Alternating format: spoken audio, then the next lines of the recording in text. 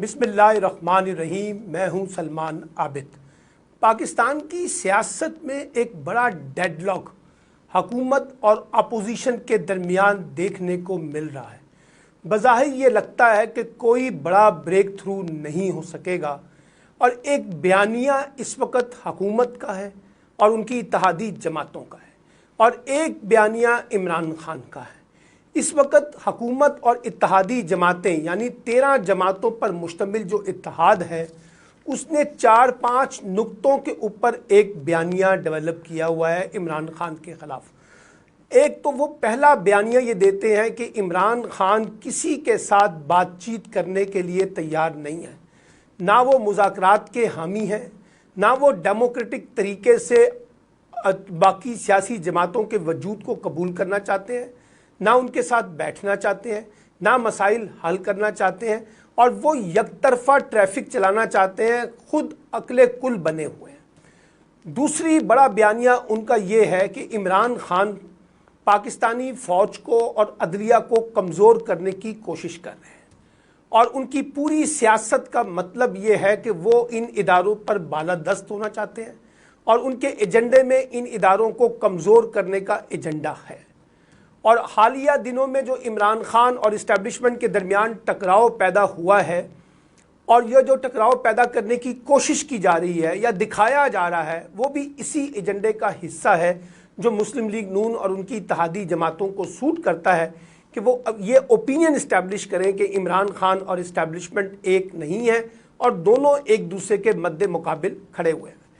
और साथ साथ ये इल्ज़ाम भी लगाया जाता है कि इमरान खान एक आलमी एजेंडे के तहत पाकिस्तान को गैर मुस्तहकम करना चाहते हैं, डिस्टेबलाइज करना चाहते हैं और एक ऐसे एजेंडे पे अमल पैरा है जो पाकिस्तान के मफाद के ख़िलाफ़ है। और साथ साथ वो ये कहते हैं कि इमरान खान जो है वो सियासतदान है ही नहीं। अब ये जो सारा बयानिया है इसमें तो इमरान खान को आइसोलेट कर दिया जाता है, ये कह के कि इमरान खान इस वक्त पाकिस्तानी सियासत पर एक बोझ बन चुके हैं या वो पाकिस्तानी सियासत में उनका मफाद पाकिस्तान से ज़्यादा कुछ बैरूनी एजेंडा है। लेकिन इसके मुकाबले में इमरान खान का भी एक बयानिया है। पहला बयानिया उनका ये है कि वो ये कहते हैं कि ये जो रिजीम चेंज हुआ है और जो हुकूमत बनी है 13 जमातों पर मुश्तमिल, ये एक बड़े एजेंडे के तहत इंटरनेशनल इस्टेब्लिशमेंट और पाकिस्तानी इस्टेब्लिशमेंट की सहूलतकारी से बनी। दूसरा उनका बयानिया ये है कि देखिए मैं फ़ौज को कमज़ोर नहीं करना चाहता। ये जो तासुर मेरे बारे में फैलाया जा रहा है कि मैं फ़ौज को कमज़ोर करना चाहता हूँ, फ़ौज से टक्कर लेना चाहता हूँ, फ़ौज से टकराव पैदा करना चाहता हूँ, ये मेरे एजेंडे का हिस्सा नहीं है। और मैं वो आखिरी आदमी होऊंगा जो सियासत के अंदर इस बात का हामी है कि हमें एक मजबूत फ़ौज की ज़रूरत है और ख़ास तौर पर मौजूदा हालात में फ़ौज पर बराह रास्त तनकीद जो है वो इस इदारे को कमज़ोर करने के साथ साथ मुल्क की सलामती पर भी सवालिया निशान लगाता है।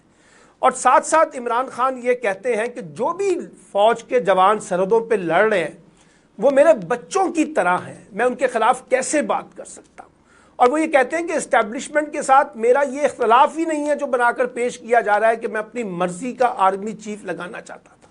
उनके बकौल ये काम मुस्लिम लीग नून हमेशा से करती रही है, अपनी मर्जी के जजेस लगाना, अपनी मर्जी के आर्मी चीफ को लगाना, अपनी मर्जी की ब्यूरोक्रेसी लगाना, अपनी मर्जी पर अहम ओहदों पर लोगों की उनकी तकरीरियाँ करना ताकि हम अपने एजेंडे को तकवीत पहुँचा सकें। और ख़ास तौर पे जुडिशरी में जो उन्होंने खेल खेला वो कहते हैं वो सबको पता है किस तरह से जजेस को लगाकर अपनी मर्जी के फैसले करवाए जाते रहे। फिर इमरान खान ये कहते हैं कि देखिए मेरे बारे में ये तासुर कि मैं मुज़ाकरात का हामी नहीं हूँ, ये बिल्कुल गलत मफरूज़ है। मैं अब भी कह रहा हूं कि मैं सबके साथ मुज़ाकरात करना चाहता हूं, इस 13 जमाती हुकूमत के साथ भी मुज़ाकरात का हामी हूं, लेकिन सवाल यह है कि मुज़ाकरात किस नुक्ते के ऊपर होंगे। मेरा पहला और बुनियादी नुक्ता उनके बकौल फौरी इंतखाबात का मुतालबा है। इस फौरी इंतखाबात के मुतालबे पर अगर आज की हुकूमत और उनकी इत्तेहादी जमातें हमसे मिलकर बातचीत करना चाहती हैं और एक इंतखाबात का फ्रेमवर्क तैयार करना चाहती हैं, तारीख का तयन करना चाहती हैं, तो मैं उसके लिए तैयार हूँ। मेरी पार्टी के लोग उसमें डायलॉग में पूरे प्रोसेस में हिस्सा लेने के लिए तैयार हैं। इसी तरीके से वो ये कहते हैं कि अगर इंतखाबात को शफाफ बनाना है, इंतखाबी इस्लाहात करनी है, तब भी मेरी पार्टी उसके लिए तैयार है। कि कैसे मुनसिफाना इंतखाब होगा, कैसे शफाफ इंतखाब होगा, कैसे इंतखाबी इस्लाहात होंगी, आइए बैठ के बात कर लेते हैं। लेकिन यह कहना कि मैं मुज़ाकरात का हामी नहीं हूं, ये तासुर गलत है। मेरा सिर्फ एक मुतालबा है कि पहले इस नुक्ते को तस्लीम किया जाए मुज़ाकरात करने से पहले कि हम इस बरस के आखिर में इंतखाबात कराने के लिए तैयार हैं, आइए बैठ के बाकी मामला तय कर लेते हो। तो मैं मुज़ाकरात की खुल्लम खुल्ला पेशकश कर रहा हूँ, और अगर ये पेशकश मैं कर रहा हूँ तो बड़ी संजीदगी से कर रहा हूँ, दयानतदारी से कर रहा हूँ, क्योंकि मैं समझता हूँ कि इस वक्त जो बहरान है उसमें फौरी इंतखाबात हमें करवाने पड़ेंगे। जो सियासी और माशी बहरान है उससे निकलने का रास्ता वही। अब सवाल यह है कि एक तरफ मैंने आपको कहा कि हुकूमत और उनकी इत्तेहादी जमातों का बयानिया, और दूसरी तरफ इमरान खान का बयानिया। एक तरफ इमरान खान मुज़ाकरात की पेशकश कर रहे हैं और साथ साथ कह रहे हैं कि एक बुनियादी नुक्ते पर इत्तफाक करके हम आगे बढ़ सकते हैं, बातचीत कर सकते हैं। तो क्या आज की हुकूमत और 13 जमातों पर मुश्तमिल इत्तेहादी हुकूमत इमरान खान की इस ऑफर को कबूल करने के लिए तैयार है? अगर तैयार है तो बातचीत आगे बढ़ सकती है, और अगर तैयार नहीं है और वही कहते हैं कि हमने 2023 में जाके इंतखाबात कराने हैं, तो फिर इसका मतलब है डेडलॉक है, कोई ब्रेक थ्रू होना। यहां आकर हमारी सियासत अमली तौर पर फंस के रहेगी। अब इसको कौन ब्रेक थ्रू करवाएगा?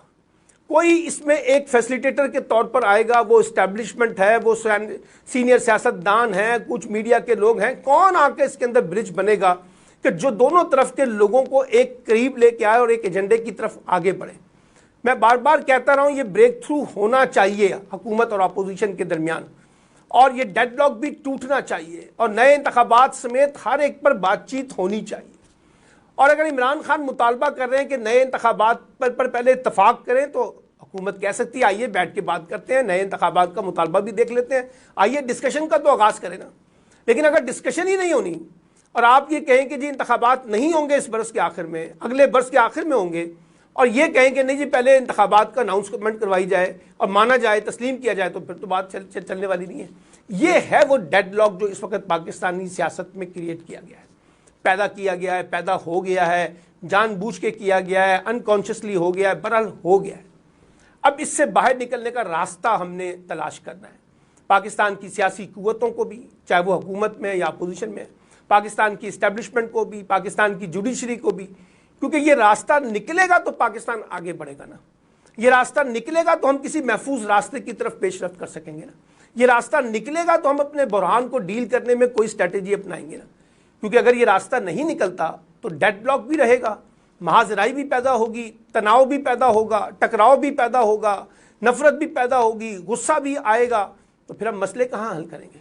फिर तो हम मसलों को और ज़्यादा गुंजल में डाल देंगे, और ज़्यादा गंभीर बना देंगे, और इंतशार में ले जाएंगे, और पेचीदा बना देंगे। तो गेंद बुनियादी तौर पर हुकूमत की कोर्ट में है, और हुकूमत चाहे तो इसको बड़ा ब्रेक थ्रू कर सकती है, लेकिन अभी इस वक्त नज़र नहीं आ रहा। मुमकिन है कि बाई इलेक्शंस के बाद जब पंजाब के 20 ज़िमनी इंतखाबात हो जाएं और उनके नताइज के बाद जो एक नया सिनेरियो डेवलप हो, उसमें शायद कोई पेशरफ्त हो सके। और ये भी देखना है कि उन इंतखाबात में कौन किस पे बरतरी हासिल करता है।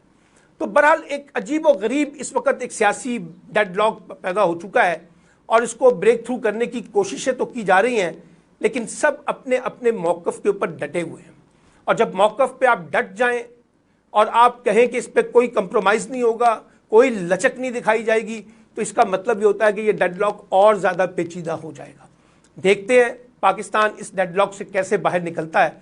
और इमरान खान ने ये जो ऑफ़र की है कि वो मुज़ाकरात के लिए हर सतह पे तैयार हैं, और सिर्फ ये है कि एक कंडीशन पे पहले इत्तफाक कर लिया जाए कि इस बरस के आखिर में हुकूमत इंतखाबात कराने का फ़ैसला करने का ऐलान करे, तो हम बाकी मामलात में आगे बढ़ने के लिए तैयार हैं।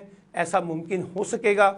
अगर हो सका तो हम आगे की तरफ बढ़ेंगे, और अगर ऐसा नहीं होता तो फिर सियासी डेडलॉक बदस्तूर बरकरार रहेगा।